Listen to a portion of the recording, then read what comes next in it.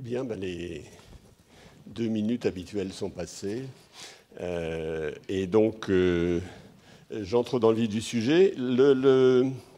L'intitulé général, c'est les marchés concrets, un exemple marché boursier. C'est-à-dire, je vais essayer de vous introduire un petit peu à la problématique du marché boursier.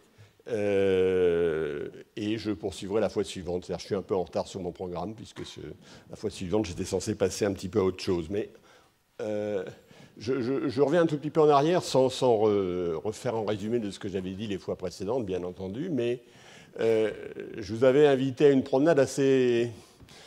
où il y avait un peu de pente, hein, ça montait relativement, puisque j'avais essayé de vous montrer comment on passait d'une vision très idéalisée du monde, qui était, je vais appeler le monde de Haro de Breu, enfin Walras idéalisé, généralisé, à un monde qui était plus proche de celui qu'on connaissait, dans lequel les transactions étaient séquentielles, dans lequel les anticipations jouaient un rôle, dans lequel il y avait des problèmes d'agence qui limitaient la possibilité de faire des contrats complets dont on avait parlé, etc.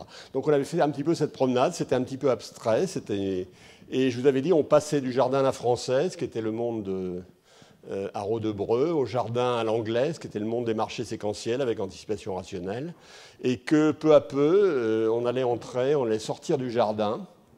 Alors pour sortir du jardin, je vous avais fait passer la dernière fois par la règle de Taylor. Je vous avais expliqué comment la règle de Taylor, on peut la comprendre dans un monde assez standard, du monde d'équilibre de prix, de plan d'anticipation de prix à la Malinvaud-Radner, mais que... elle relevait de problèmes qui n'étaient pas évidents dans la problématique standard, en particulier qui n'existaient pas dans la problématique Haro de Breu, il n'y avait pas de monnaie, etc. Donc on s'était un peu promené dans le jardin à la française, et puis j'ai dit après, on va aller dans la jungle. Hein. Pour aller dans la jungle, eh bien, il y a deux entrées, deux directions dans lesquelles il faut qu'on approfondisse ce que j'avais commencé à dire. Prendre en compte l'incomplétude des arrangements de transfert de risques et de revenus. On en a déjà discuté lorsque j'ai discuté des problèmes de liquidité. Et revenir alors sur l'hypothèse d'anticipation rationnelle. Ça, c'est un vaste programme que je ne ferai d'ailleurs qu'effleurer dans cette série de cours.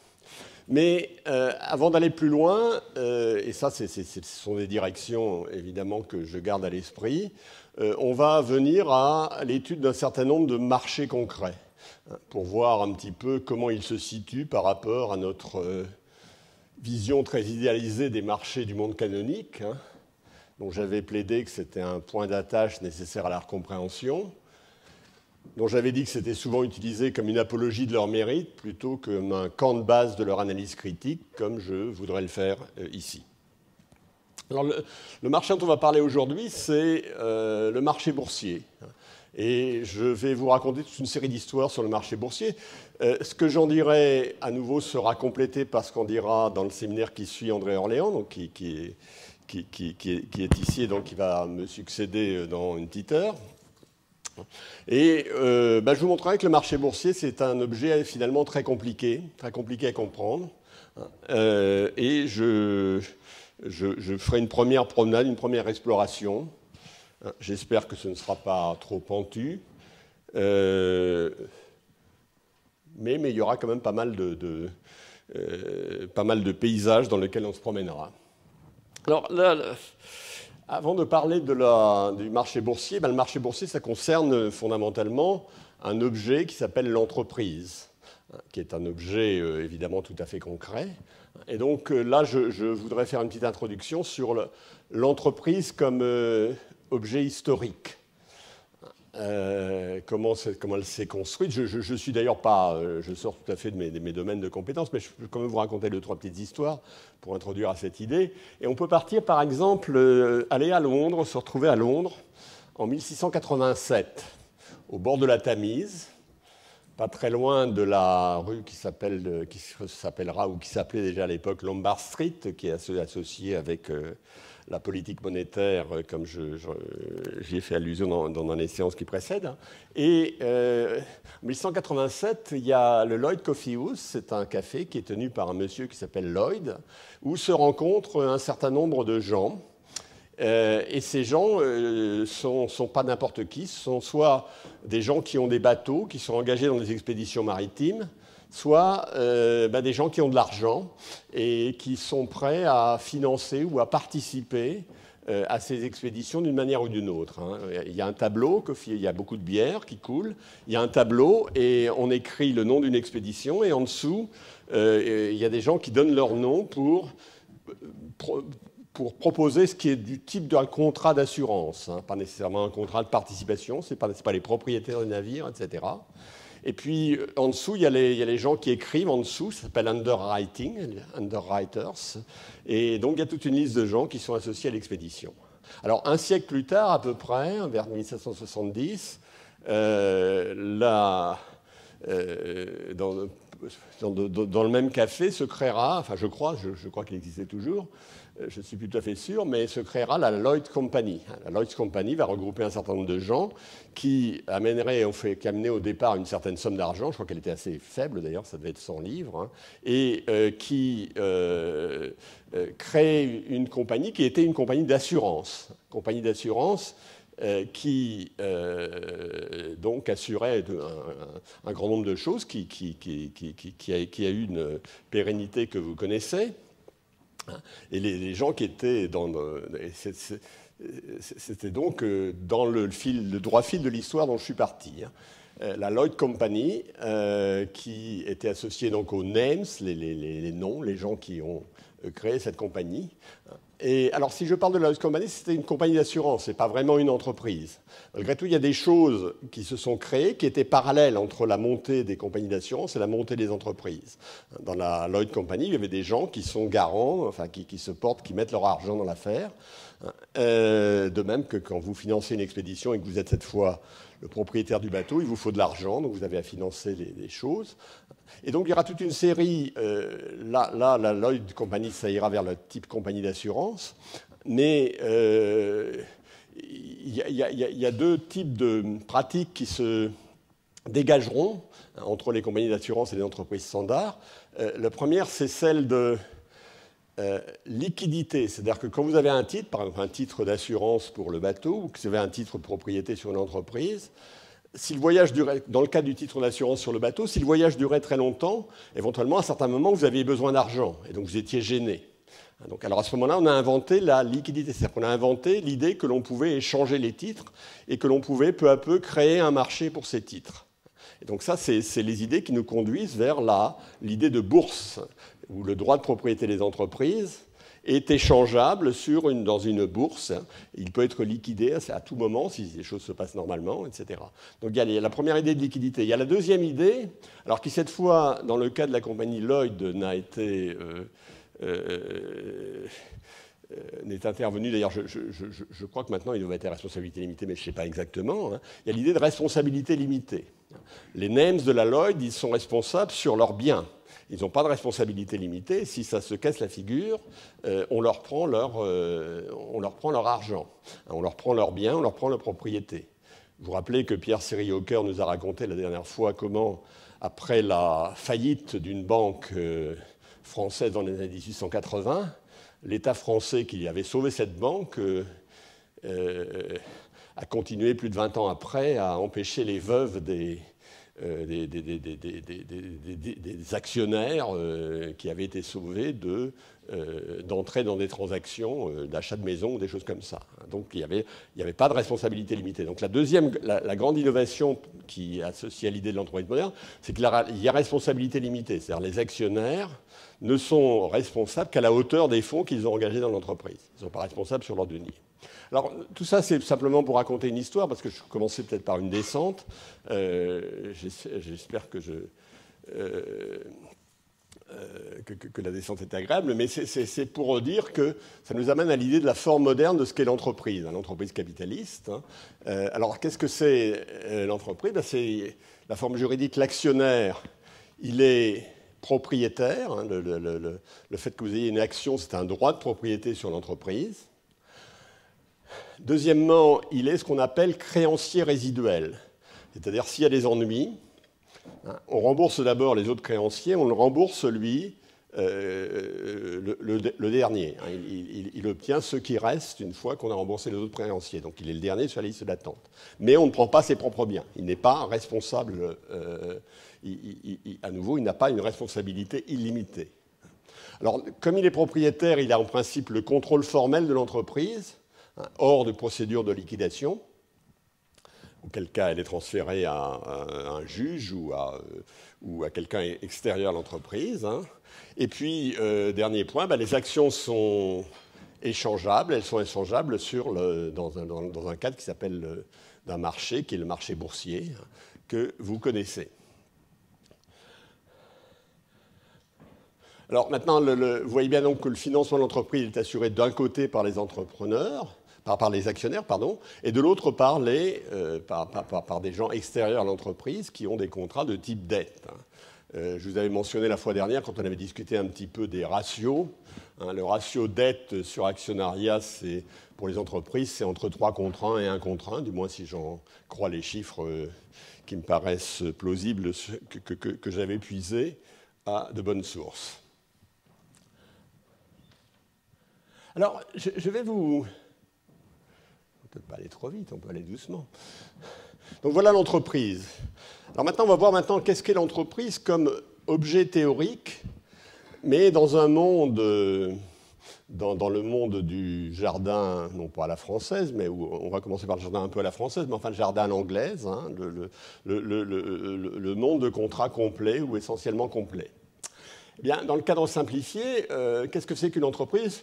C'est quelque chose qui va générer, si je fais abstraction de beaucoup de choses, ce qui va générer un flux de production, de plans contingents. On va supposer que les plans contingents, c'est une quantité de produits, que c'est unidimensionnel. Donc c'est des suites Y de ST de plans contingents, c'est-à-dire la production...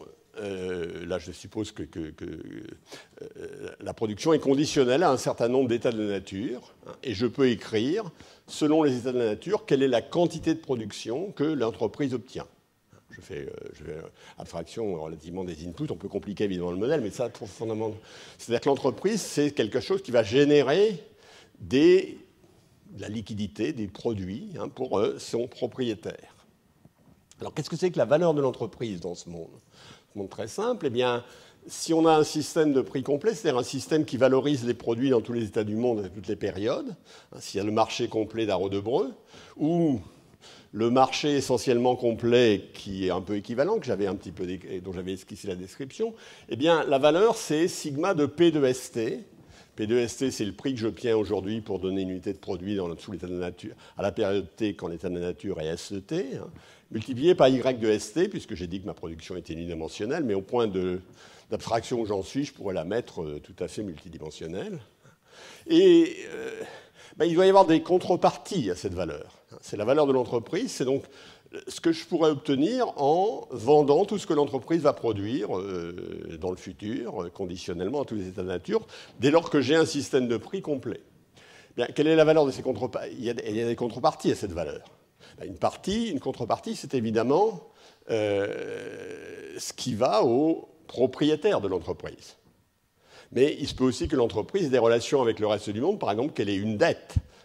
Qu'elle ait une dette, par exemple qu'elle doive donner de l'argent dans certains états de la nature sous une certaine forme. Donc, il y a une valeur et il y a des contreparties à cette valeur. Alors, ce que dit le théorème de Modigliani-Miller, c'est que alors là, grosso modo, on va supposer que il y a deux contreparties. Il y a des gens qui financent, il y a les actionnaires d'un côté, il y a les prêteurs de l'autre. Donc on a la dette et l'actionnariat, donc on simplifie un petit peu le monde. Hein. Et la valeur de l'entreprise ne dépend pas de la répartition dette-action. Ça, c'est un résultat que j'avais expliqué plus en détail l'année où j'avais fait de la finance d'entreprise. Hein. Ça s'appelle le théorème de Modigliani-Miller. Pourquoi c'est assez évident. Je supposais qu'il y ait deux périodes, aujourd'hui et demain. Hein. Demain, l'entreprise va produire ce vecteur. Alors, si j'avais même va produire un vecteur de production qui appartient à grand RS, hein, où S est le nom d'état de la nature. Hein, et ça a donc une valeur aujourd'hui qui est PY. Et évidemment, la valeur pour les actionnaires, c'est PY moins D, où D est la valeur actualisée de la dette aujourd'hui, puisqu'il faut rembourser la rate de la dette, etc.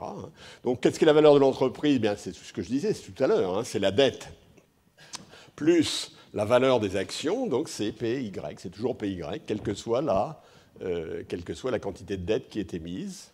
Et donc, la valeur est déterminée par, ici dans le monde très simple que j'ai, par le marché, d'une certaine manière. Il y a les bons prix pour la valoriser, et elle est répartie entre ceux qui détiennent la dette et ceux qui sont les propriétaires de l'entreprise, donc qui détiennent les actions.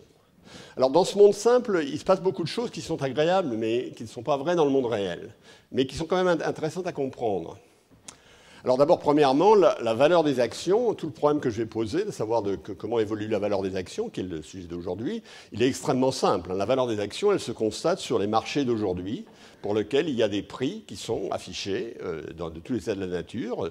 Des fois, l'entreprise va très bien faire, il y aura un certain prix pour son produit. Des fois, elle va très mal faire, il y aura un autre prix. Donc on sera sur un marché, donc la valeur, elle est déterminée, c'est une valeur de marché. Ça, c'est très agréable. Alors, vous allez me dire qu'à nouveau, si je mets ce monde dans un monde séquentiel dans lequel les marchés sont essentiellement complets, au sens que j'avais dit avant, et dans lequel les prix sont correctement anticipés, ça reviendrait au même. Vaste programme, malgré tout. Deuxièmement, il y a une chose qui se passe et qui ne se passe pas du tout dans le monde réel, c'est que les actionnaires sont d'accord sur le choix du plan de production. Maintenant, je complique un peu le modèle. Au lieu de dire il y a un flux... Il y a un flux de production contingent qui est déterminé, sur lequel je ne discute pas. Je dis maintenant, il y a des choix considérables. On peut choisir entre des flux de production contingents tout à fait différents.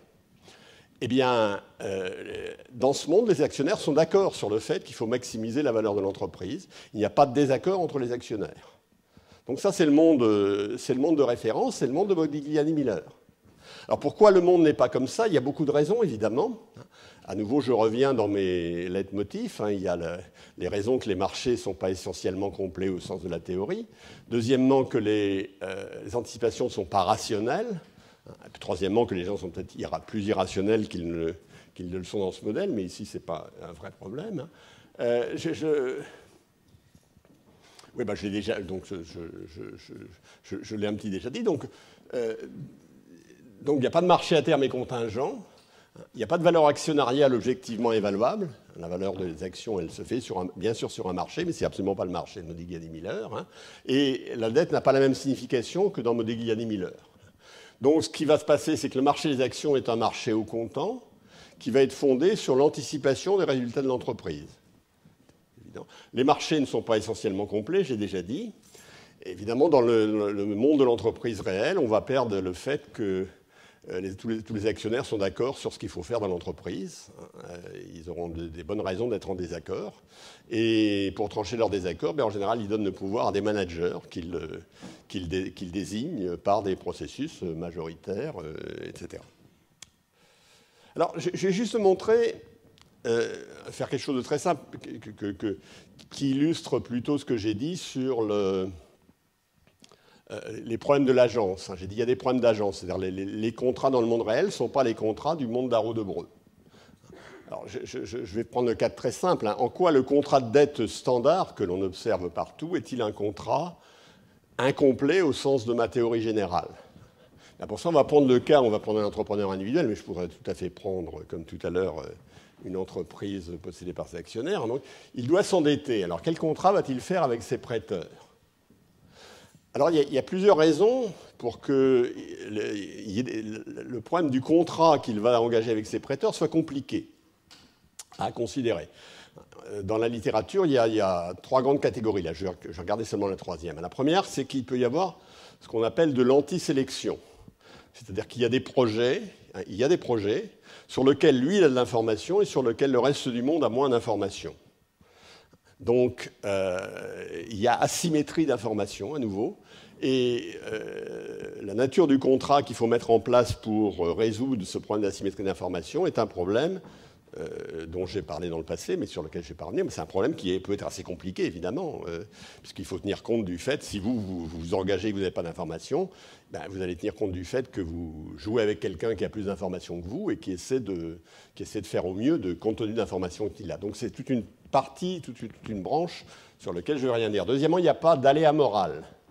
Alors l'aléa moral, j'en avais beaucoup parlé dans l'année où j'avais parlé de l'entreprise et de la finance d'entreprise. On avait souvent un manager qui avait des projets, mais son effort n'était pas observable. Par là, on veut dire étant donné le projet, il ne le faisait pas nécessairement dans l'intérêt de ses actionnaires, mais il n'essayait pas nécessairement d'en tirer le mieux pour ses actionnaires, lui. Donc il y avait un effort qui était non observable, en tout cas non vérifiable, sur lequel on ne pouvait pas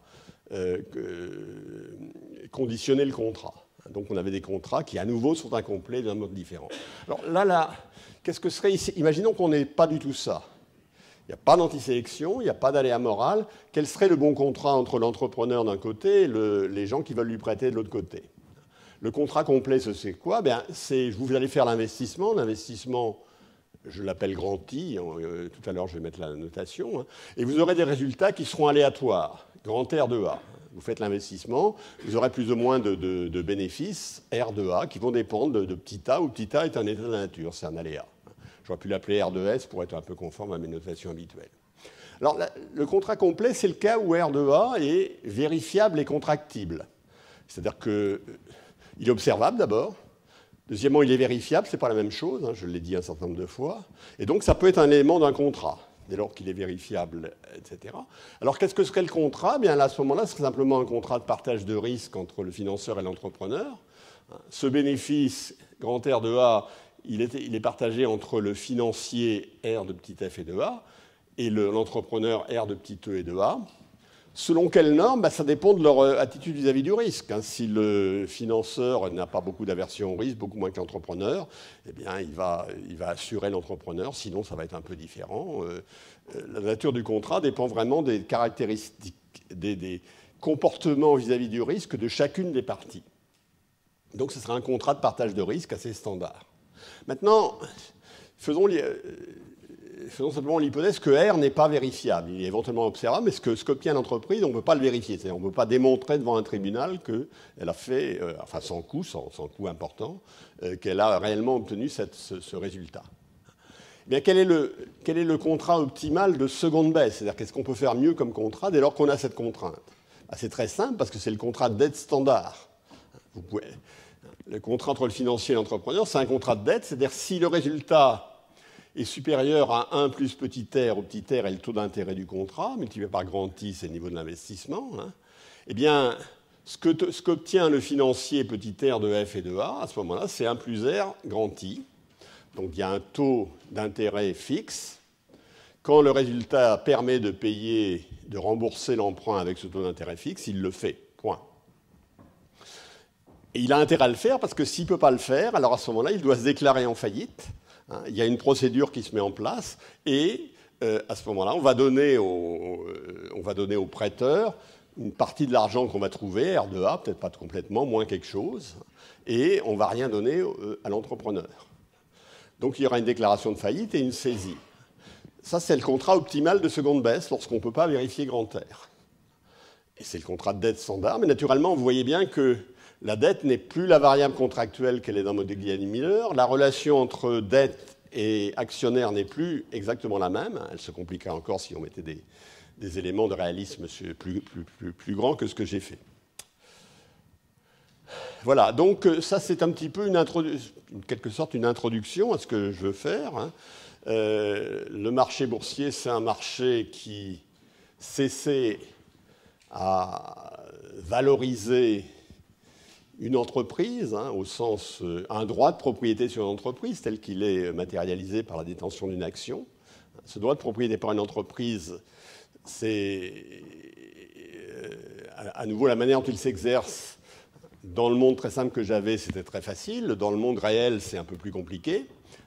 Et il y a un marché boursier. Et les variables, c'est les prix des actions de chaque entreprise. Alors, ces variables sont individualisées ou agrégées. Il y a une série d'indices. Donc, moi, je parlerai surtout dans les petits exemples que je vais mettre ici, je parlerai surtout des indices. Il y a le CAC 40 en France, il y a le Standard & Poor's 500 aux États-Unis, qui est un indice boursier qui essaie de mesurer le prix agrégé des actions de 500 entreprises qui sont choisies, etc. Vous pouvez trouver, les procédures sont assez complexes, mais je ne vais pas entrer évidemment dans ce détail. Et ces indices, bien, ils varient. Donc quand on essaie de comprendre le marché boursier, c'est qu'on essaie de comprendre comment varient ces indices et comment varient les valeurs individuelles des titres boursiers de chacune des entreprises de ces indices. Alors je vais d'abord vous montrer quelques faits stylisés, et puis dans le temps qui me restera, j'essaierai de vous montrer un début de théorie qui est assez proche de notre théorie standard, mais qui n'explique qui de toute façon n'a vocation qu'à expliquer qu'une partie des faits. Et la fois prochaine, j'essaierai de vous montrer j'essaierai de venir sur les autres faits ou les autres dimensions que l'on ne parvient pas à expliquer avec cette théorie, et sur ce qu'on peut dire. Ce que fera André Orléans sera aussi à mettre en cause un certain nombre de choses qui se disent sur le marché boursier et qui relèvent en partie de ce que je vais dire aujourd'hui, en partie de ce que je dirai la fois prochaine. Donc, enfin, je suppose que j'anticipe rationnellement ce que tu vas dire. Je ne suis pas tout à fait sûr, évidemment. Évolution temporelle des rendements. Donc, je vais vous donner quelques faits stylisés. Donc, on sait bien, d'abord, on sait très bien que tout ça, à l'arrière-plan, on sait très bien que le marché boursier, j'avais commencé par ça, on a passé au moins 2 séances à parler des bulles. Le marché boursier, c'est un marché sur lequel il se produit parfois des bulles, c'est-à-dire des gonflements non justifiés de la valeur sur le marché. On a beau discuter, je vous ai présenté pas mal de modèles qui donnent des éclairages sur la nature de ces bulles. Deuxièmement, je vais donner quelques faits stylisés sur le rendement à court terme et à moyen terme, ou à long terme. Le marché boursier peut donner des rendements extrêmement variables à court, moyen terme, et qui peuvent être beaucoup plus stabilisés à long terme. Donc ça, c'est une dimension, c'est quelque chose qu'il faut essayer d'expliquer. Donc ensuite, on va parler le marché boursier est un marché volatile, il a des rendements. Et ces rendements ont un certain risque. Est-ce qu'il y a une certaine correspondance entre le risque associé au marché boursier et la prime de risque, c'est-à-dire la différence entre le taux d'intérêt que je paie sur un actif sûr et le taux d'intérêt que je paie pour une action qui est un actif pas sûr. Donc c'est la question de la prime de risque. Alors je ne vais pas aller très loin dans cette affaire, j'ai pris quelques graphiques pour introduire un petit peu tout ça, un petit peu dans le désordre. Là j'ai quelque chose sur le rendement du Standard & Poor's 500 de 1926 à 1995, mais je ne suis pas capable de les lire d'où je suis. Et par ailleurs, je veux dire que je suis gêné, j'ai failli les retirer parce que j'ai pris ce graphique quelque part, mais je ne parviens pas à retrouver l'endroit où je l'ai pris. Donc je suis incapable d'en citer l'origine, mais je le retrouverai certainement. Mais en tout cas, d'après si j'en crois ceci, c'est un graphique qui essaie de donner les rendements sur le marché boursier selon qu'on se place sur un mois, sur un trimestre ou sur un an. Donc il décrit, en se mettant sur le marché américain de 1926 et 1995, il essaie de décrire les rendements. Ça, c'est les rendements, je pense que c'est sur le mois, ça c'est sur le trimestre et ça c'est sur l'année. Alors premièrement, comment on définit les rendements? On regarde de combien a bougé le prix des actifs. Alors là, c'est pour des indices, donc c'est le prix de l'indice. Premièrement, c'est un élément du rendement. S'il a augmenté, c'est augmenté. Et puis combien il y a eu de dividendes qui ont été versés. Donc le rendement est lié à l'accroissement du prix plus le dividende divisé par le prix initial, etc. Alors, il faut bien voir que ces variations du prix et du dividende, en fait, ils sont beaucoup moins rapides, tant le prix que les prix indicés que les dividendes croissent sur très longue période. Alors, ça, je crois que c'est 1900-2008, j'ai trouvé ça juste avant de venir ici, croissent seulement de 1,5%. Ce qui ne veut pas dire que les rendements croissent de 1,5%, mais enfin, ça place un petit peu les affaires. Oui, je voulais faire aussi une parenthèse. Sous ces sujets des informations quantitatives sur le marché boursier, il y a énormément d'informations. On n'est pas du tout dans le désert, on est dans le trop-plein. Il y a énormément d'informations. Il y a énormément d'informations pour de bonnes raisons, parce que, je crois que, en particulier après la guerre, la Call Foundation a fait énormément de travaux préliminaires pour obtenir des informations sur le marché boursier américain à partir de 1872. Et donc ces informations continuent à être produites. Alors maintenant, qu'est-ce qu'on voit si on regarde ceci ? Sur un mois, eh bien, en moyenne, le rendement sur le marché boursier est de 0,6%. Et c'est assez symétrique. Alors 0,6%, si vous multipliez par 12, ça va vous faire à peu près 7,7 qu'on trouve sur un an. Alors à nouveau, 7,7 sur plus long terme, ça dépend si on prend le rendement, la moyenne arithmétique ou la moyenne géométrique, j'y reviendrai peut-être tout à l'heure. Peu importe, mais c'est simplement pour donner des idées. Donc 0,6 sur un mois, c'est assez symétrique, c'est-à-dire que ça monte plus de 0,6%, plus de 50% des cas. Hein.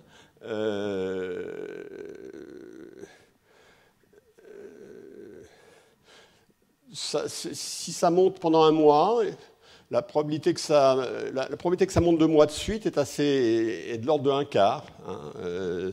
Ça ressemble assez à une marche aléatoire, hein, quand on regarde sur un mois. Quand on regarde sur un trimestre, c'est un peu différent. La moyenne est de 2%, donc c'est compatible, hein, puisque 3 mois, ça fait 3 fois 0,6. L'écart type est de 12%, il commence à s'élever. Hein, et dans 55% des cas, la hausse est supérieure à la moyenne. Donc, ce qui veut dire que dans 45% du cas, elle est inférieure à la moyenne. Attends, sur un an, alors là, vous voyez, ça ressemble à nouveau à quelque chose. C'est un peu gaussien, ça c'est un peu gaussien. Je ne vais pas vous dire exactement ce qu'il y a sur les axes parce que je ne le vois vraiment pas d'ici. Mais sur un an, ça ne ressemble plus. La ressemblance, on a perdu la ressemblance avec cette histoire gaussienne. La moyenne 7,7, l'écart type 19,3. Alors, dans le texte que j'ai vu, à nouveau, je ne sais plus ce qu'il c'est, il dit qu'il y a une probabilité 2/3 que ce soit entre plus 27 sur un an et moins 12. Ça me paraît... Je pensais que c'était quand même plus élevé que ça. Et sur les 70 ans du recueil, il y a eu des hausses pendant 47 ans, et la perte au-delà de l'écart type, c'est-à-dire à moins 19,3% sur 10 ans. Vous voyez que ce sont des évolutions très chahutées, et pas chahutées de la même façon selon qu'on les regarde au mois, au trimestre et à l'année. Donc ça fait partie des choses. Deuxièmement,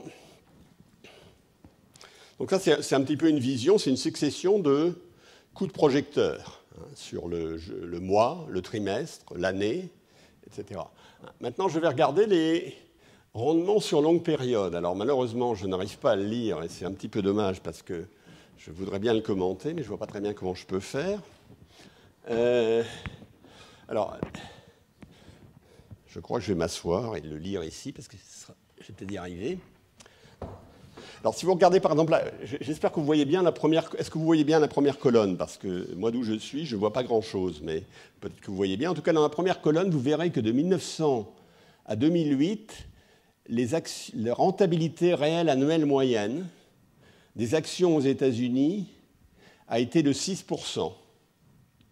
Alors, ça doit être la moyenne géométrique, cette fois. Pour les obligations de 2%, du moins c'est ce que j'arrive à lire, hein, et pour les instruments monétaires de 0,9%.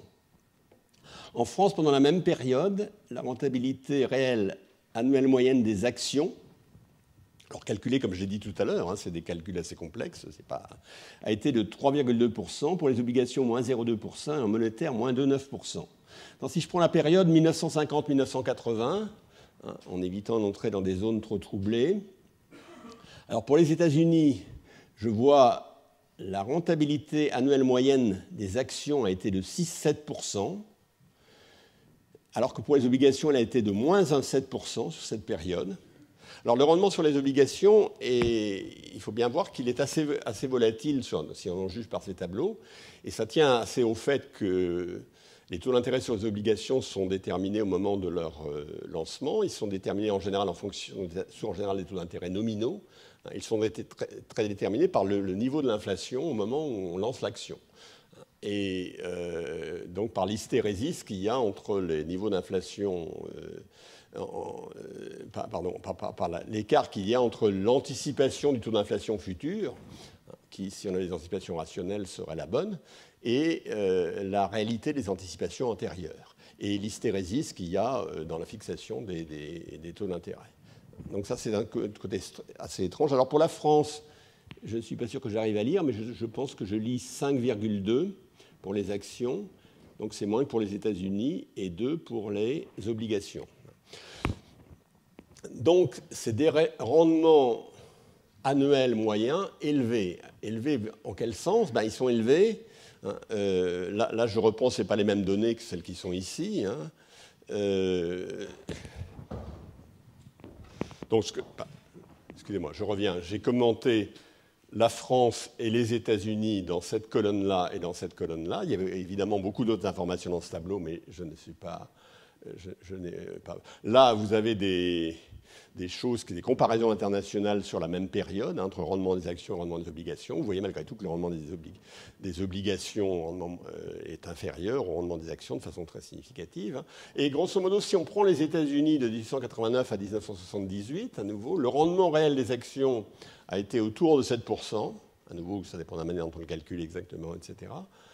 Le rendement réel des obligations sans risque, qui sont une partie des obligations, une petite partie des obligations, était seulement de 1%. Donc c'est avec une prime de risque de 6%, qui paraît totalement excessive. C'est ce qu'on appelle l'énigme de la prime de risque. Est-ce qu'il y a une énigme de la prime de risque? Je sais l'expliquer. Je crois qu'il y a une certaine énigme, je crois qu'on ne sait pas vraiment l'expliquer, mais j'en parlerai la fois prochaine. Donc ça, c'est un deuxième fait, prime de risque élevée. Là, j'ai un tableau assez compliqué que je ne vais pas commenter parce que, dans ce cas, je vais prendre beaucoup de retard, sur la volatilité des rendements. Vous voyez par exemple que ici, je prends... Alors, je suis toujours dans les États-Unis, 1872-2008, cette fameuse base de données qu'on a à notre disposition et qui est évidemment remise à jour de façon permanente et enrichie. La rentabilité réelle négative sur les actions... À un an, dans 31% des cas, vous avez une rentabilité réelle négative sur des actions. Si vous prenez une action, alors je suppose une action classique, l'indice SP500, je suppose que c'est ça. Donc ça veut dire que ça arrive quand même assez souvent. Par contre, après 20 ans, si vous détenez cet ensemble d'actions pendant 20 ans, il y a 0% des cas où vous avez une rentabilité réelle négative. Par contre, sur les obligations, il y a 30% des cas dans lesquels vous pouvez avoir une rentabilité réelle négative. Vous voyez que donc, pour les actions, vous voyez, ça décroît. 31%, rentabilité réelle négative après un an, après 5 ans dans 20% des cas, après 10 ans dans 10% des cas, après 15 ans dans, je ne sais plus, 5% des cas, et ensuite plus du tout. Donc, la bonne rentabilité, si vous détenez une action assez longtemps, vous avez peu de chances de perdre de l'argent. Si vous détenez une obligation assez longtemps, ce n'est pas clair. Donc ça, dans les faits qu'on a expliqués, c'est un des faits. Là, je ne vais pas le commenter, c'est ce qu'on appelle le price-earning ratio. Il y a aussi les price-dividend ratio, c'est-à-dire le ratio entre le prix de l'action et la valeur de ses bénéfices. Quelque chose qui en moyenne est autour de 15 pour les États-Unis. Pour les dividendes, c'est nettement plus élevé, mais je ne vais pas le commenter longuement, quitte à y revenir un peu plus loin si j'ai le temps. Alors, quelles sont les questions qu'on se pose? Voilà quelques faits. À nouveau, c'est une série de coups de projecteur sur les faits. Je ne prétends d'ailleurs pas... Des faits, il y en a énormément. Quand vous commencez à lire la littérature, vous êtes tellement submergé, donc je ne prétends pas que j'ai fait un bon choix. J'ai fait un choix assez subjectif et assez... qui n'est pas fondé sur une compréhension en profondeur de ces littératures. Mais j'espère qu'il n'était quand même pas trop mauvais. Alors, qu'est-ce qu'on a fait? Bien sûr, il faut essayer d'expliquer les prix. Il faut expliquer l'irrégularité, la volatilité, et il faut expliquer la prime de risque. Alors ensuite, il faut aussi revenir à toute une série de commentaires qui sont faits sur ces faits. Et un des commentaires, Bachelier, donc au début du siècle précédent, avait fait l'hypothèse que le marché boursier, c'est une genre de marche aléatoire, je dirais aujourd'hui une martingale, c'est-à-dire que le prix à chaque moment et le prix aujourd'hui est l'espérance mathématique du prix demain. Éventuellement avec une croissance, on peut mettre un taux de croissance là-dedans sans que ça change nécessairement les choses. Hein. Donc il y a, le prix d'aujourd'hui ne donne absolument aucune information sur le prix demain. C'est une marche aléatoire, c'est une martingale. Deuxième idée, alors ça c'est une idée très forte, c'est que les prix, dans le modèle standard, les prix ne transmettent pas d'informations. L'information, comme je vous avais dit, il faut sortir du jardin à la française pour trouver des prix qui transmettent de l'information. Pour trouver un modèle dans lequel on enrichit le modèle, et ça marche mieux que dans le modèle standard, parce que les prix fournissent de l'information. Ou ça marche moins bien, parce que les comportements moutonniers font que cette information est très fragile. C'est ce que je vous avais dit la dernière fois. Donc, l'idée qu'il y a sur les marchés boursiers, c'est que les prix transmettent beaucoup de l'information détenue par les agents. C'est-à-dire si les agents ont de l'information privée sur les titres, eh bien, ils en achètent plus, les prix sont plus élevés, les autres savent que si les prix sont plus élevés, c'est parce qu'ils ont une bonne information. Donc, à l'équilibre, l'information transmise par les prix est importante. Les marchés sont un bon processeur de l'information désagrégée. C'est une bonne machine pour agréger l'information. Ça, c'est lié à la thèse qu'on appelle, qui a une allure de thèse de Chicago, hein, qui nous vient un peu de Chicago, qui vient même beaucoup de Chicago, à savoir que les marchés, ça s'appelle l'efficacité informationnelle des marchés. Et évidemment, si les marchés sont efficaces informationnellement, on ne peut pas battre les marchés, puisque pour les battre, il faudra avoir de l'information qu'ils n'ont pas, mais comme ils ont toute l'information, ils vous transmettent toute l'information, on ne peut pas les battre. Et comme le dira sans doute André Orléans tout à l'heure, cette affirmation n'est en fait pas du tout équivalente à l'efficacité informationnelle du marché. J'y reviendrai aussi la fois prochaine. Alors, voilà donc toute une série de faits, toute une série de questions. Maintenant, je vais vous faire un petit peu de théorie. Alors, les faits, ce n'était pas vraiment de la montée, hein, c'était plutôt de la descente. Hein. En réalité, c'est plutôt rocailleux. C'est plutôt un chemin assez rocailleux, mais mettons que ce n'était pas de la montée. Ça, c'est plutôt de la descente. Mais maintenant, on va refaire un petit peu de montée. Et je vais vous expliquer la théorie de la valeur fondamentale, qui est... Alors, je vais d'abord aller assez rapidement pour dire, la théorie de la valeur fondamentale, on va assimiler un titre boursier à une suite infinie de dividendes. L'entreprise, elle génère des profits et elle donne des dividendes aux gens. Donc, on va voir une entreprise de façon schématique comme un générateur infini de dividendes. Et on va se demander, étant donné une idée qu'on a sur ces dividendes, quelle est la valeur de l'entreprise? Comment la valeur de l'entreprise est-elle liée à la valeur de ces dividendes? Alors évidemment, il s'agit d'un modèle caricatural. Il y a au moins deux modèles intermédiaires. Il y a un autre modèle polaire caricatural qui consisterait à dire l'entreprise, c'est quelque chose qui ne verse pas de dividendes, mais qu'on va revendre un jour avec des gains en capitaux. Ça, ce serait une entreprise sans dividendes en capitaux. Et puis, il y aura un modèle intermédiaire, dans lequel on dirait l'entreprise, c'est quelque chose qui verse des dividendes, mais qui garde aussi une partie de son profit en autofinancement, qu'elle réinvestit, et dont la valeur augmente, puisqu'il y a réinvestissement, etc. Donc ça je dirais, c'est quelque chose où la valeur d'entreprise dépendrait de la rentabilité du profit réinvesti. Alors, je prétends malgré tout que cette théorie intermédiaire n'est pas très différente de cette théorie-là. Pourquoi? Parce que si les dividendes, si ce qui n'est pas distribué en dividendes est réinvesti de façon convenable, ça doit être relativement équivalent à la distribution future de dividendes qui ont une valeur actualisée à peu près identique. Bon, je passe là-dessus, etc. Alors, deuxièmement, revenons à cette première idée. L'entreprise, c'est un générateur de dividendes. Donc, c'est une variable aléatoire. Hein. À quelle valeur comment on va les valoriser? Alors, à nouveau, si j'étais dans le monde de Modigliani-Miller, il y aurait un marché complet et il y aurait un prix aujourd'hui pour avoir telle quantité de dividendes à telle période, sous tel et telle nature, et on l'achèterait et on saurait ça. Alors, ici, Ici, ce n'est pas le cas, hein, on n'est pas dans un monde de marché complet. Malgré tout, les formules qui nous donnent qui valorisent les actifs dans un monde de marché éventuellement incomplet sont de cette forme-là. Ça, c'est la valeur de l'actif J par rapport... Alors, je me mets dans un monde à deux périodes, là, bien sûr, c'est un peu plus simple. La valeur de l'actif J par rapport aux valeurs de l'actif sans risque, c'est 1 sur 1 plus R. Donc, c'est la valeur actualisée du dividende que va donner l'actif J dans l'état de la nature petit s, multiplié par P de S, où P de S est un prix associé à l'état de la nature. Un prix fictif associé à l'état de la nature, ça c'est lié aux arguments sur l'absence d'arbitrage. C'est-à-dire quand on a toute une série d'actifs dans lesquels il y a absence d'arbitrage, alors on peut écrire le prix des actifs de cette manière. Il existe des prix P de S dans chacun des états de la nature, tels que la valeur des actifs soit comme ceci.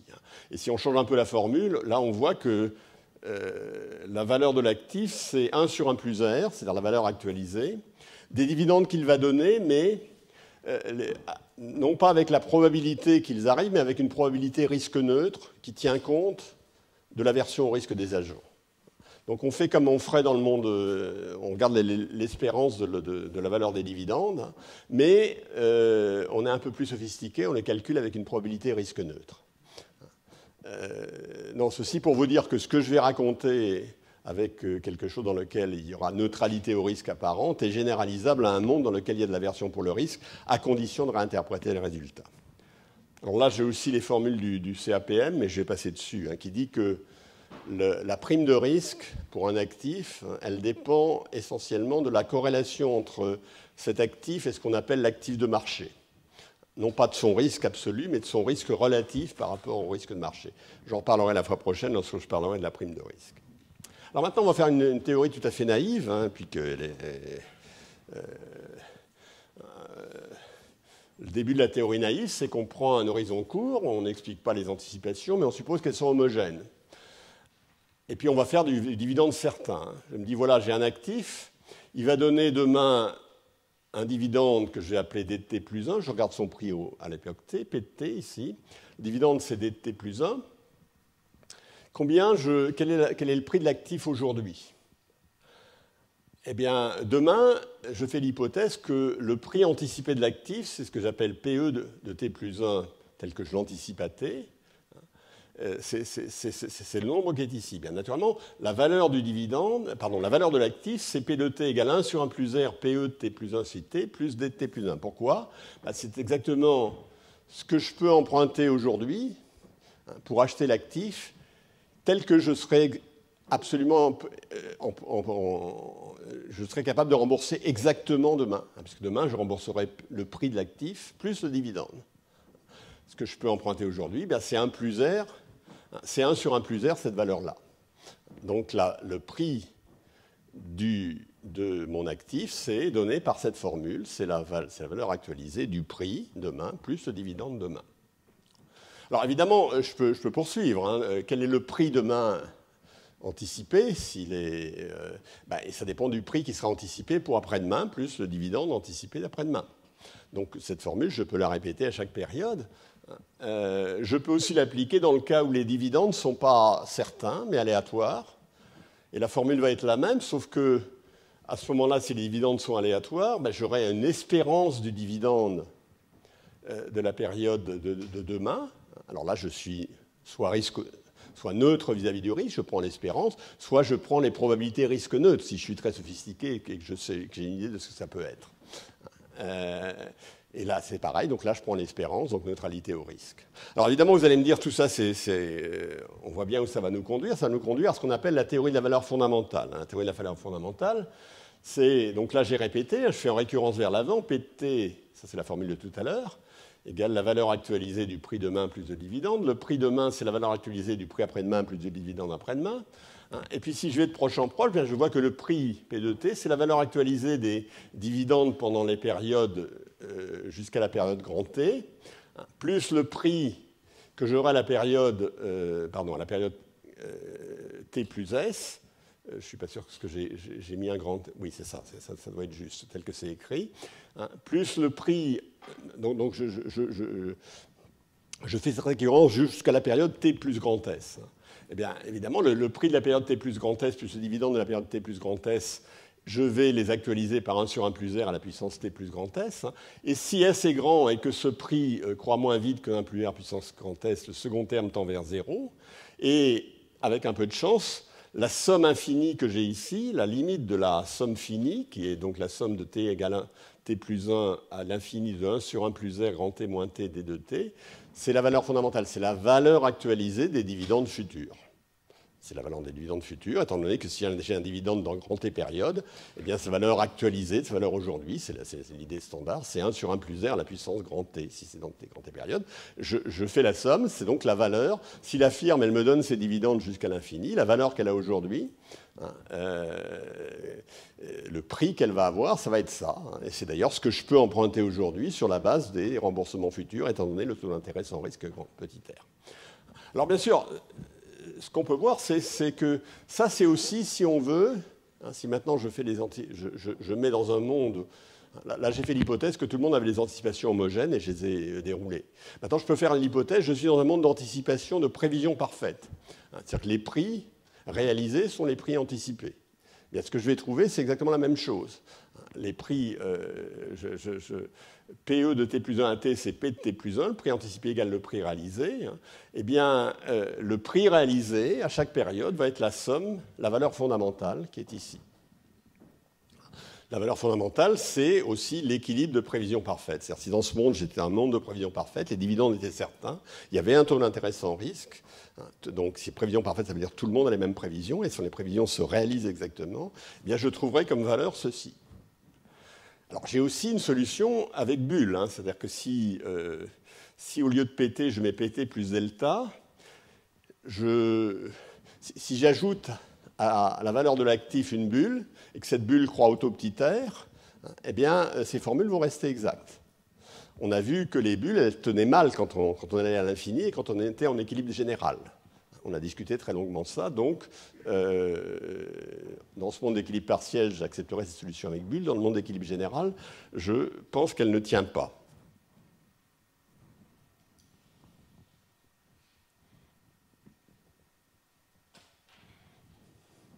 Bon, maintenant, je donne la version sophistiquée de cette théorie. Bien, la version sophistiquée de cette théorie, c'est simplement le dividende, au lieu d'être certain, il est aléatoire. Et puis là, en fait, formellement, je vais garder la neutralité au risque, je m'intéresse qu'à l'espérance des dividendes. Mais je pourrais dire que je suis dans le monde sophistiqué où je prends la probabilité risque neutre. Et puis j'ai un équilibre à anticipation rationnelle, c'est-à-dire que c'est un équilibre tel que si les gens imaginent que cet équilibre se produit, il se produit exactement. L'équilibre anticipation rationnelle est un équilibre simplement dans lequel à chaque période, le prix de l'actif est égal à la valeur actualisée. Alors évidemment, il faut faire l'hypothèse aussi que l'espérance du prix à l'infini croît moins vite que 1 plus R, faire l'hypothèse qu'il n'y a pas de bulle. Et donc le prix de l'actif, c'est simplement la valeur espérée, la valeur actualisée de l'espérance des dividendes, qui est supposée converger. Donc le prix, c'est égal à l'espérance de la valeur fondamentale. Et donc c'est un petit peu... Au fond, je suis revenu à un monde très simple, sans faire nécessairement toutes les hypothèses standards de complétude des marchés ou des choses comme ça. Alors, on peut essayer de voir maintenant, mais je suis complètement en retard, c'est que c'est voir à quoi ressemble cette théorie et montrer que lorsqu'on change un petit peu la logique de génération des dividendes. Alors, par exemple, supposons que les dividendes croissent au taux petit g. Donc, à l'époque 0, j'aurais d de 0. À l'époque petit t, j'aurais d de 0, 1 plus g à la puissance t.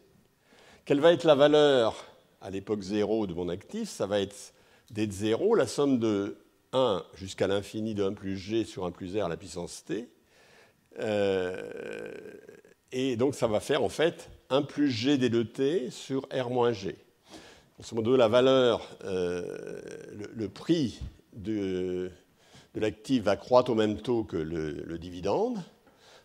Et il va être égal au dividende, en fait au dividende de la période suivante, si je n'ai pas fait d'erreur dans le calcul. Si je fais une erreur, c'est le dividende de la période d'aujourd'hui, mais je crois que c'est ça. Divisé par r moins g, où r est le taux d'intérêt sans risque et g est le taux de croissance des dividendes. Alors ça, c'est pas complètement faux, c'est-à-dire que c'est une prédiction sur le monde réel qui n'est pas inexacte, puisque je crois que sur longue période, on pense que les dividendes croissent au taux de 1,5% et les prix également. Si j'ai bien lu ce que j'ai lu. Alors, qu'est-ce qu'on voit sur cette formule? Eh bien, on voit évidemment une chose tout à fait évidente. La première, c'est que si R croît, P décroît. Plus petit R est élevé, mais ça c'est bien évident, puisque j'ai 1 sur 1 plus R à la puissance T, etc. Plus R est élevé, plus le prix de l'action est faible. Évidence totale, pourquoi? Parce que plus R est élevé, ça veut dire moins je peux emprunter pour avoir à ma disposition l'ensemble des dividendes futurs. Plus G est élevé, eh bien, je suis dans le sens inverse. Plus évidemment, la firme a de la valeur pour moi, puisque le taux de croissance des dividendes est plus élevé. Alors, si je fais par exemple, et je vais arrêter là, R égale 0,45 et G égale 0,015, je trouverai 33 fois le dividende, qui n'est pas très loin c'est pas absolument mauvais, en fait ça varie beaucoup, mais c'est pas absolument mauvais comme prédiction. Par contre, si je pense que plutôt que le dividende c'est le price earning ratio, il faudrait que je pense au price earning ratio, alors il faudrait que je trouve 15 ou 16. Donc il va falloir que j'écarte, que je mette un R, mais qui est l'équivalent d'un R sans risque plus élevé pour trouver à peu près ça. Je peux y arriver aussi. Mais je vais m'arrêter là parce que j'avais promis de m'arrêter à 28 comme d'habitude. La suite, je vais mettre des processus stochastiques. Et je ferai ça la fois prochaine, je comptais le faire aujourd'hui. Mais je vais vous montrer qu'une des prédictions de cette théorie, qui est une prédiction robuste de cette théorie, c'est-à-dire même quand je la prends avec la neutralité, l'hypothèse de risque neutre, enfin de probabilité risque neutre, etc. Une des probabilités, c'est que les prix devraient fluctuer moins que les valeurs fondamentales reconstituées. Je vous montrerai ça, enfin ça mérite, etc. Chose qui est absolument fausse. Donc on terminera par une critique assez acerbe de cette théorie en disant que elle n'est pas, les faits semblent la démentir, même si elle nous donne un certain nombre de coups de projecteur sur les faits qui sont plutôt agréables. La formule qu'on a donnée tout à l'heure, etc. Elle va nous donner une série de coups de projecteur agréable, mais elle va nous montrer qu'on a oublié quelque chose. Et ça, je le dirai la fois prochaine, faute d'avoir réussi à le dire aujourd'hui dans le temps qui m'était imparti. On reprend donc dans 5 minutes. Merci.